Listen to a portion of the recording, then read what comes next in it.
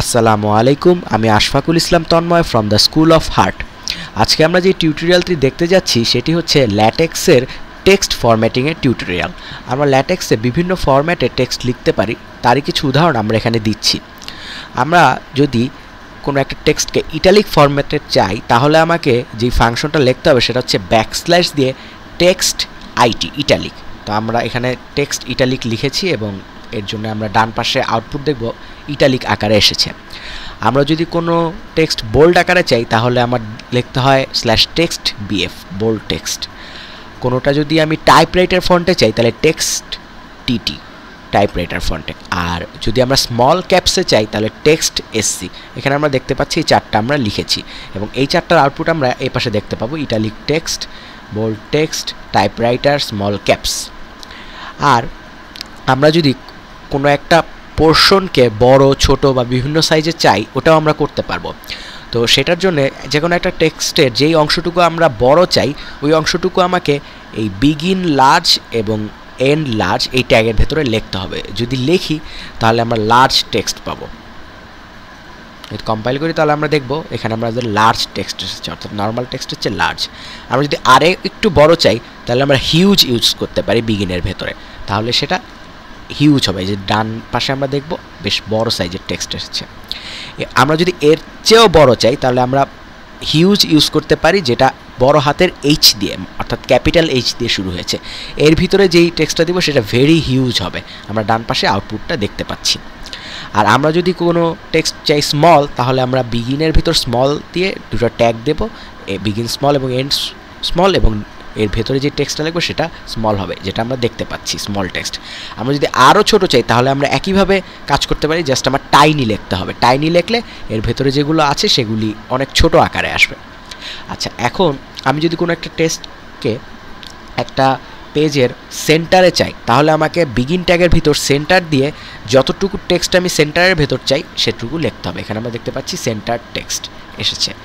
আমরা যদি লেফটে চাই, অর্থাৎ লেফট অ্যালাইন্ড হবে, তাহলে বিগিনের ভিতর ফ্লাশ লেফট লিখতে হবে। তাহলে আমরা যে অংশটুকু এটার ভেতরে লিখবো সেটা লেফট অ্যালাইন্ড টেক্সট হবে। এখানে আমরা দেখতে পাচ্ছি লেফট অ্যালাইন্ড। আর যদি রাইট অ্যালাইন্ড চাই তাহলে আমাকে যেটা লিখতে হবে ফ্লাশ রাইট, অর্থাৎ আমরা রাইট সাইডে অ্যালাইন করব। এই জন্য আমরা ফ্লাশ রাইটের ভিতরে যে অংশটুকু লিখবো সেটা রাইটে অ্যালাইন্ড হয়ে যাবে। আমরা খেয়াল করতে পারছি এই ব্যাপারগুলো।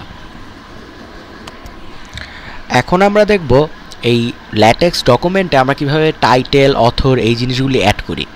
যে কোনো একটা ডকুমেন্ট লিখলে আমার স্বাভাবিকভাবেই এর স্টার্টিংয়ে দিয়ে দিতে হয় যে এটার অথরকে, অবশ্যই টাইটেল তো দিতেই হয়, আর ডেটটাও সাধারণত আমরা দিয়ে দিই। তো এগুলো দেওয়ার জন্য ল্যাটেক্সের কিছু সিস্টেম আছে, সেটা আমরা দেখাবো। আমাদের আগের যেই ডকুমেন্টটা ছিল সেটা আমরা এখানে দেখতে পাচ্ছি, ডকুমেন্টটা আছে, অর্থাৎ আমরা বিভিন্ন ইটালিক, বোল্ড এগুলি লিখেছি। তো এটার উপরে যদি আমরা আমাদের টাইটেল, অথর, ডেট এগুলি দিতে, তাহলে আমাকে যে কাজগুলো করতে হবে তা এখানে দেওয়া আছে। এখানে আমরা দেখব টাইটেল নামের একটা ট্যাগ আছে, ব্যাকস্ল্যাশ দিয়ে টাইটেল দিয়ে এটার ভিতরে যেইটা আমি লিখবো সেটা আমার টাইটেল হবে। তার নিচে আমরা দিলাম অথর, অথরের মধ্যে যে অথর তার নাম। আর তার ভিতরে আমরা ডেট দিতে চাইলে ডেট দিয়ে এই ব্র্যাকেটের ভিতরে আমার ডেট দিতে পারবো।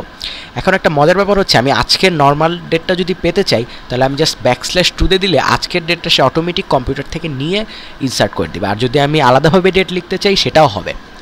আর আরেকটা মোস্ট ইম্পর্টেন্ট জিনিস হচ্ছে মেক টাইটেল। এই জিনিসটা যদি আমরা না লিখি তাহলে আমরা উপরে যেই কাজগুলো করলাম এই কোনোটাই প্রেজেন্ট হবে না আমার ফাইনাল যে ডকুমেন্টটা আসবে সেটার মধ্যে। অর্থাৎ আমি যদি মেক টাইটেল দিই তাহলে এই উপরে যে লেখাগুলো এই জিনিসগুলোকে সে শো করবে। আমি যদি রান করি এখানে শো করছে আমরা দেখব। বাট মেক টাইটেলটা যদি আমরা কোনো কারণে সরিয়ে নিই তাহলে আমরা দেখব আমার এই টাইটেলগুলোর কোনোটাই থাকছে না। সো মেক টাইটেল জিনিসটা আমার লিখতে হবে, এটা যদি লিখতে আমরা ভুলে না যাই। তাহলে আমরা এইভাবে টাইটেল, অথর, ডেট এই জিনিসগুলো দিতে পারবো। এখন আমরা দেখব একটা টেক্সটকে আমরা কিভাবে বিভিন্ন সেকশন, সাবসেকশনে ভাগ করতে পারি। এই জিনিসটা খুব ইম্পর্ট্যান্ট একটা জিনিস। আমরা যদি খেয়াল করি, সাপোজ আমরা একটা জিনিস লিখছি, ওটার ভিতরে একটা সেকশন আছে ফ্রুট আর একটা সেকশন আছে ফ্লাওয়ার। তো আমরা যদি এটাকে /সেকশন দিয়ে এর ভিতরে সেকশনের নামটা লিখি ফ্রুট, আর এর নিচে আরেকটা সেকশন লিখি সেকশন ফ্লাওয়ার /দিয়ে একইভাবে, তারপর যদি আমরা বিল্ড করি তা আমরা দেখতে পারবো যে ফ্রুট এবং ফ্লাওয়ার 1 এবং 2 নামে দুটো সেকশন হয়েছে। এখন এই ফ্রুটের ভেতরে যদি আমরা আরও কিছু লিখতে চাই, সাপোজ আমরা বিভিন্ন ফ্রুট লিখব, তো আমরা এটাকে সাবসেকশন দিতে পারি। সাবসেকশন দিয়ে আমি দিলাম অ্যাপেল, আরেকটা সাবসেকশন ক্রিয়েট করলাম আমরা অরেঞ্জ,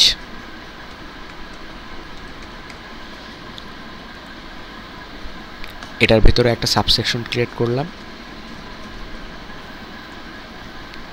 রোজ। তো এখন আমরা যদি এটাকে রান করি তাহলে আমরা দেখব যে এটার ভিতরে বিভিন্ন সাবসেকশন হয়ে গিয়েছে। তো এটাকে আমরা একটু আমাদের বোঝার সুবিধার জন্য ইনডেনশন করে নেই, জাস্ট কোডটা আমাদের বোঝার সুবিধার জন্য আমরা একটু সাজিয়ে নিচ্ছি। তো এখন আমরা দেখব যে আমার সুন্দর মতো এখানে ফ্রুটের আন্ডারে 1 ফ্রুট এবং 1.1 অ্যাপেল, 1.2 অরেঞ্জ, 2 ফ্লাওয়ার, 2.1 রোজ, এভাবে আমরা সেকশন সাবসেকশনে ভাগ করে বিভিন্ন ধরনের প্যারাগ্রাফ বা যে কোনো ধরনের রচনা, প্যারাগ্রাফে তো আসলে সেকশন থাকে না, বিভিন্ন ধরনের রচনা বা যে কোনো ধরনের রাইটিংস আমরা লিখতে পারবো। এটা হচ্ছে সেকশন সাবসেকশন করে লেখার একটা সৌন্দর্য। এখন জিনিসটাকে আমরা আরেকটু সাজিয়ে নিয়েছি। সেকশনের ভেতরে আমরা লিখেছি ভেরিয়াস টাইপস অফ ফ্রুটস, সাবসেকশনের ভিতর যে প্যারাটা আমি লিখতে চাই ইট ইজ ভেরি টেস্টি, আর সাবসেকশন পরে যে সাবসেকশন অরেঞ্জ এটার ভিতরে আমরা লিখছি I like it very much. আমরা যদি বিল্ড করি, রান করি, তাহলে আমরা দেখব যে এখানে যেটা এসেছে ফ্রুট, এটার ভিতরে ভেরিয়াস টাইপস অফ ফ্রুট, তারপরের যে আমরা সাবসেকশনের ভিতরে যে সাবসেকশন 1.1 অ্যাপেল, এটার ভিতরে আমার লেখাটা এসেছে, এবং অরেঞ্জের ভিতরে I like it very much লেখাটা এসেছে। এভাবে আমরা সেকশন সাবসেকশনের মাধ্যমে বিভিন্ন প্যারা করে লিখতে পারবো। তো আমরা তখন দেখলাম কীভাবে সেকশন সাবসেকশনে আমরা জিনিসটাকে কমপ্লিট করলাম। এবার একটা মজার জিনিস দেখব। আমরা প্রত্যেকটা বই লেখার ক্ষেত্রে বা বিভিন্ন ধরনের বড় বড় আর্টিকেল বলি বা যে কোনো ধরনের রাইটিংসের ক্ষেত্রে শুরুতে টেবিল অফ কন্টেন্টস থাকে। তো এই জিনিসটা আমরা এখানে খুব সহজেই জেনারেট করতে পারি জাস্ট একটা মাত্র লাইন দিয়ে। সেটা হচ্ছে এটা যদি আমরা দেখি ব্যাকস্ল্যাশ দিয়ে বিগিনে ওখানে আমি যদি টেবিল অফ কন্টেন্টস এই জিনিসটা লিখি, অর্থাৎ ডকুমেন্টের শুরুতে এই জিনিসটা যদি আমি লিখি, লিখার পরে আমি ভিতরে বিভিন্ন যে সেকশনাইজ ভাগ করে দিয়েছি ওই অনুযায়ী সে নিজে থেকেই টেবিল অফ কন্টেন্ট ক্রিয়েট করে নিয়ে আমাকে শো করবে। অর্থাৎ টেবিল অফ কন্টেন্টের জন্য আমার নতুন করে লেখার কোনো প্রয়োজন নেই, এবং এটা ল্যাটেক্সের একটা হিউজ অ্যাডভান্টেজ। আমরা যদি এটাকে প্রথমে বিল দেই, প্রথমবার বিল দিলে যেটা হবে কিছুই দেখাবে না নর্মালি, সে যেটা করবে জাস্ট একবার পুরো ইনফরমেশনগুলোকে কালেক্ট করে নেবে, কালেক্ট করে কীভাবে সাজানো দরকার সেটা সাজিয়ে নেবে। তারপরে দ্বিতীয়বার দিলে দেখা যাবে যে সে পুরো জিনিসটাকে টেবিল অফ কন্টেন্টস দিয়েছে। আমার এখানে আমরা দেখতে পাচ্ছি রাইট সাইডে কন্টেন্টস আছে, এখানে ফ্রুটে আছে 1.1 অ্যাপেল, পেজ নাম্বারও দেওয়া আছে, অরেঞ্জ এটাও দেওয়া আছে, এবং ফ্লাওয়ারের যেটা আছে ওটাও দেওয়া আছে। আমরা দেখতে পাচ্ছি খুব সুন্দর আমাদের টেবিল অফ কন্টেন্টসটা এখানে সে নিজেই ক্রিয়েট করে দিয়েছে, এটার জন্য আমার কিছুই করতে হয় না।